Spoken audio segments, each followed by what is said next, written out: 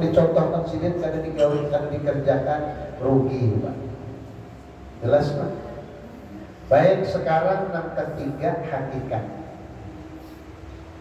Apa itu hakikat? Wa hakikatun lausuluhu lil maqsadi wa musyahadatun nuri tajalli binjila. Dan hakikat itu ialah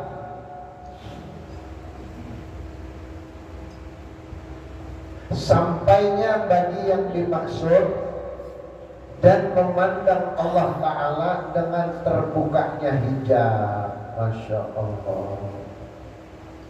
Orang kalau sudah syariatnya bagus, tarekatnya bagus, biasanya apa yang diinginkannya sampai.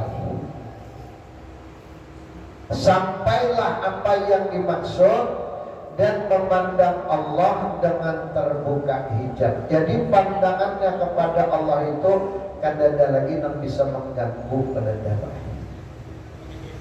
Nyaman kalau dia sudah menyebut nama Allah, namun sudahnya mulai berzikir, kadang kalau diganggu lagi. Yang pernah mendengar bebuhan orang-orang wali dulu, kalau mereka sudah berzikir, ini tak angkat, Pak. Tak angkat nada sampai kayak ini tingginya. Dari tempat duduknya tak angkat suara. Berarti menjejuknya sudah. Sampai sudah tingkatannya itu keasikannya berzikir, sudah asik, tak angkat. Kadang-kadang mereka berdiri pun tak angkat. Bisakah kita sampai ke martabat itu, ketingkatan itu? Insya Allah asal kita berupaya. Minimal, kalaupun kita tidak bisa seperti mereka, karena kita tidak mungkin bisa mencapai derajat itu, karena kita orang awam, mereka orang khusus. Setidak-tidaknya kita dapat menjadikan hati kita ini jangan ada lagi titik ketika kita memuji Allah. Maksudnya tidak ada titik. Kayak apa ya, ulun memberikan gambaran. Yang pernahlah berzikir merasakan asik sampai keingat waktu. Nabila pernah, itu tuh contohnya. Bangun pian jam 11 atau jam 12 atau jam 1 banyak guring, lalu bangun. Ketika bangun lalu pian wudu beribadah, kemudian beribadah ini kok rasanya ringan, benar, asik, benar. Itu salah satu gambaran orang yang sudah mulai mencapai apa yang diinginkan oleh ilmu hakikat. Jadi wajar kalau mereka itu orang-orang tertentu yang khusus membawa rahasia Allah, begitu sudah terbuka hijab bagi mereka, apapun yang mereka inginkan sampai. Contohnya apa ya? Bayar abah guru berpanjang hilang langsung. Di mana adanya? Tuh di Mekah. Datu Sanggul, Syekh Abdul Hamid Abulung, nang ditatakan perantau Datuk Abulung itu bila hari Jumat sini sembahyang di Mekah. Datuk Sanggul. Kalau Datuk Hamid Abulung nih yang di mana di Tukarang lah, di apa nih, di Sungai Batang Mantempura. Datuk Abulung, Datuk Abulung itu beliau dulunya di Banjar, Pak. Lalu pindah sedikit ke situ. Kenapa jadi tahu pindah? Karena ada satu kejadian malam di Banjarmasinnya mengawai Kak Jukung, orang Bakayin Jukung di Sungai Mantapura itu kan. Hendak ke Mantapura Bakayin Jukung, kawai sidir, singgahi membawa mesan. Laki-laki ini bawa mesan, berbubut di Jukung, tak dilabusin mesan jadi mesin kan gimana? Disinggahkanlah di Abulung pas masjid. Iya, sana pada tersedia Sungai Batang, daerah Sungai Batang kesananya. Nah jadi sampai di situ turun sedikit. Akhirnya kehilangan orang mesannya ada lagi di Banjar, dicari, ternyata adanya di Abulong di situ. Nah lalu rame ubah yura, rame orang ziarah. Pas bola masjid, kenapa saprah amal mencari dana untuk membangun masjid, tapi bedangdut berorkes. Malamnya banyak tuntung sudah masjidnya tadi tembak petir Pak habis takbur, kubahnya sumpulnya di atas. Nesan sini hilang, ada lagi. Nah lalu cari adanya di seberang, makanya sampai sekarang kan posisinya di seberang. Datu Abulong itu luar biasa. Adapun Datu Sanggul itu setiap Jumat kadang-kadang sidin ada di kampung, tapi sidin sembahyang di Mekah. Datu Kalampaya setiap ada orang berhajat minta tolong lawan sidin mengisi acara, semua di ACC sidin. Guru kawan kami isi malam ini jualan kami jam berapa? Jam 7 bisa kawan di sini. Ada lalu sudah tak pulang sih kok. Kawan guru kita bertahlilan di rumah jam berapa di sini? Habis isya kawan di sini. Datang pulang kan berpuluh-puluh datang jamnya sama, tempatnya berlainan. Begitu singkat cerita terjadi malam, esoknya daur orang. Malam tadi kami bahaulan siapa nama isi guru Selamat Karsa. Mereka bang siapa? Si Didua. Mereka bang siapa? Si Didua. Nah terungkaplah tuh paraman si Didua. Apakah ini yang dikatakan ilmunya Warin Sungsang, ilmu yang dimiliki oleh siapa tuh Kian Santang? Ya mungkin diantaranya seperti itu. Bisa membelah badan jadi 7, lah bisa.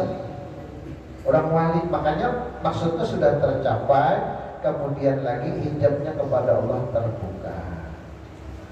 Akhirnya jadi kara. Nah itu ilmu hakikat. Cuman ilmu hakikat ini memang kadang-kadang kalau kita penderakan lawan lisan, kenyataannya cuman yang memiliki ini biasanya orang-orang yang memang ditunjuk oleh Allah, dikhususkan oleh Allah, salah satunya orang wali. Kata setengah ulama, arti hakikat itu ialah pengertian sebenar-benarnya segala perkara seperti memandang asma, memandang sifat dan zat Allah, dan pengertian rahasia Quran, rahasia larangan, keharusan dan ilmu-ilmu yang tidak dipelajari dari seorang guru atau yang kita kenal dengan ilmu laduni. Jadi hakikatnya ilmu laduni, right? Sebagian ulama mengatakan ilmu hakikat ialah ilmu laduni, ilmu yang tidak didapatkan di sekolah, ilmu yang tidak diajarkan di sekolah, tidak diajarkan guru, tetapi mereka dapat. Mohon maaf, kadang-kadang gurunya tidak mampu seperti itu, tapi muridnya bisa. Berguru kan sekolah di Darussalam, banyak guru-guru di Darussalam kan awal di sini. Kenapa? Karena tidak ditunjuk. Karena beliau ditunjuk memang punya ilmu laduni, ilmu rahasia, sehingga beliau mampu melebihi guru-guru beliau sendiri. Sampai di hadapan ulama melihat obokan sidik di gunung perguruan sidik, apa? Ayo, obokan sidik perguruan sidik nama minum. Kenapa? Karena perguruan sidik orang wali juga, nang murid di wali juga sama kayak si Ahmad Dibas lawan si Abdul Qadir kali sama.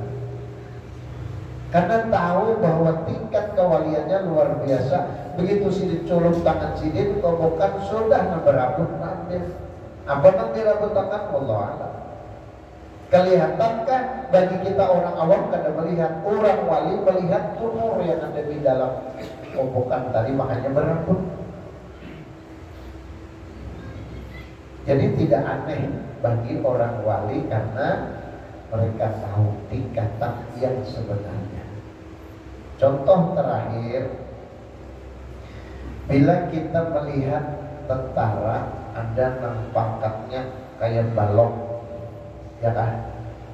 Ada yang kayak panah berpatah dua, ada yang tiga, ada yang bercoret aja, ada yang di sini, nah, ada yang di sini, napa-napa kan ngarannya?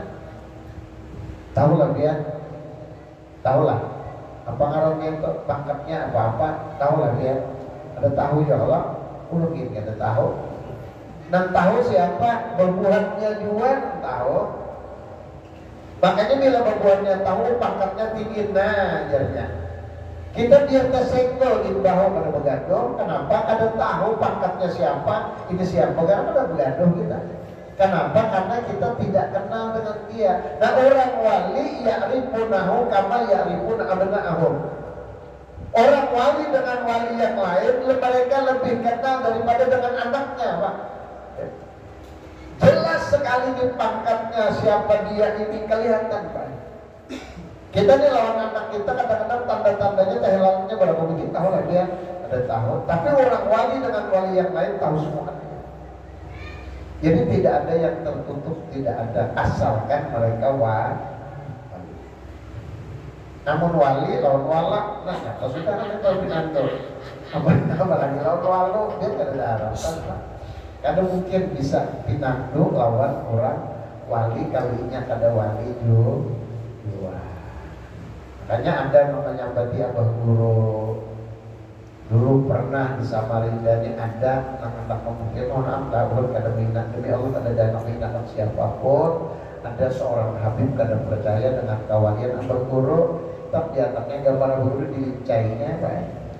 Saya berjalan bawa mobil pickup itu disimpan, berbelokkan L, tergulung ke dalam jurang, itu kada mati. Hanya ini banyak paling menjajah gambar Abah Guru berangkatnya bawa mobil pickupnya sampai itu di sebelah pada L, hendak ke Tenggaro, tergulung di jurang situ, patah dua batis, tangan sudah patah, nah, hanya dengan percaya. Yang alim ya manusia dia kada pinandu kayak itu. Mau kada tahu Habib, kada tahu siapa. Nah, tapi kalau Pak Habib itu beda lagi ceritanya. Yang wajib kita hormati darah yang mengalir di dalam tubuhnya. Kecilkah dia, besarkah dia, mudakah, tuakah, wajib kita menghormati. Kenapa? Karena menghormati darah Rasulullah mengalir. Adapun masalah perbuatannya kalau saya biar pandang, hendak brengsek kayaknya situ biar aja. Berarti kita menghormati dilihat Nabi. Nah jadi kalau seandainya dibandingkan dengan orang wali lebih tinggi mana? Jelas lebih tinggi Rasulullah. Namun yang ditunjuk sebagai wali, mohon maaf, rata-rata pasti juriatnya Nabi. Jarang lain buat HPMP. Nah, coba kita telusuri juriat Abah Guru itu sampai Dato' Kalampayang, Saud Syekh Abdul Qadir Jailani. Takutnya Pak Syekh Abdul Qadir Jailani Habib pada. Pasti orang sepakat semuaan Syekh Abdul Qadir Jailani saya. Nah, cuman Sidin kada mau kayak gitu. Jarang orang yang kada ada darah Rasulullah di dalam tubuhnya bisa ditunjuk jadi waliullah. Sesaman Al-Madani seorang Habib. Syed Junaidi Al-Bughdadi Habib. Wali 9 satu aja yang tidak syarif, yang tidak syarif. Semua dilihat Rasulullah. Nah jadi bicara tentang perkara hakikat, kata sebagian ulama, hakikat itu ialah pengertian sebenar-benarnya segala perkara seperti memandang asma Allah, sifat Allah dan zatnya Allah, dan pengertian harus rahasia Al-Quran, rahasia larangan, keharusan dan ilmu-ilmu yang tidak dipelajari dari seorang guru disebut dengan ilmu laduni. Jadi bila orang ahli hakikat biasanya laduninya pasti hebat juga. Nah mudah-mudahan ini jadi bahan renungan kita, mudah-mudahan jadi bahan pemikiran kita Meskipun kita tidak bisa seperti mereka, setidak-tidaknya ada semangat lah, ada motivasi kita di beribadah itu terarah. Man roma duran lisabina tiyar kabu wayagusu bahran summa duran as-salat. Siapa-siapa yang menghendaki mutiara, hendaklah ia menumpangi kapal dan menyelami laut, barulah ia mendapatkan mutiara.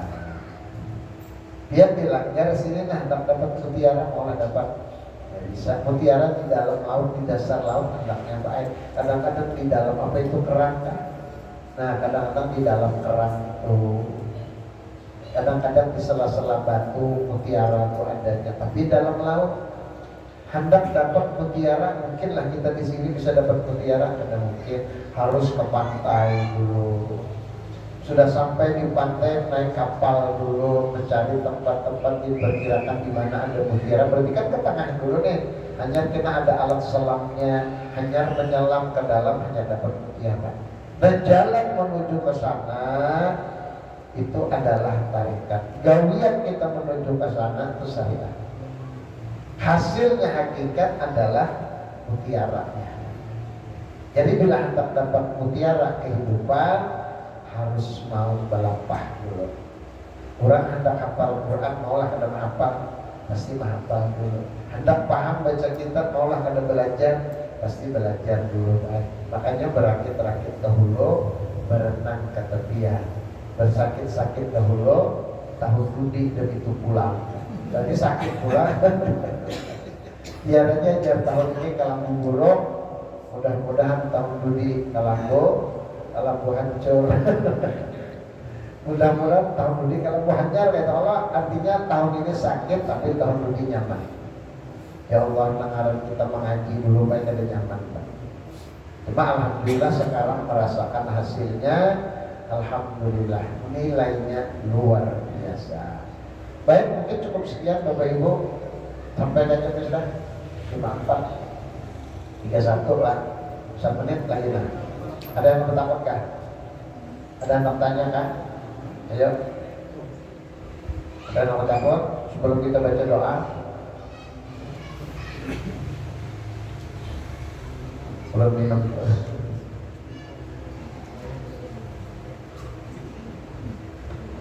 Adakah? Ada, bila ada kita tutup dengan doa. Semoga pertemuan kita mendatangkan rahmat Allah. Minimal mudah-mudahan kita dapat tambahan pahala dan tambahan ilmu dari Allah, dan mudah-mudahan menjadi penyebab kita nanti dikumpulkan di dalam surganya Allah. Amin ya rabbal alamin. Sirin Nabi wa alin Nabi wa bisirin Fatihah.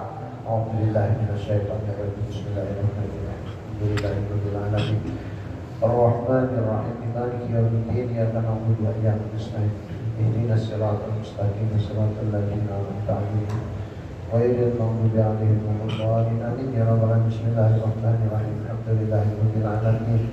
Allahumma shalli wa sallim wa barik ala sayyidina wa nabiyyina wa maulana Muhammadin wa ala alihi wasallam. Allahumma rabbana zidna ilma wa wasilana warzaqna wa barik lana fima razaqtana waj'alna ya Allah min ibadikas shalihin, waj'alna ya Allah min ibadikar rasyidin bi rahmatika ya arhamar rahimin. Sallallahu alaihi sayyidina Muhammad wa ala alihi washabbihi ajma'in. Bi subhana rabbika rabbil izzati amma yasifun wa salamun ala mursalin. Alhamdulillahi rabbil alamin. Taqabbalallahu minkum. Demikian yang dapat kami sampaikan. Salah hilaf mohon maaf. Teriring ucapan terima kasih atas kehadiran Bapak Ibu dan kepercayaan yang diberikan. Semoga dibalas Allah dengan pahala yang berlipat ganda.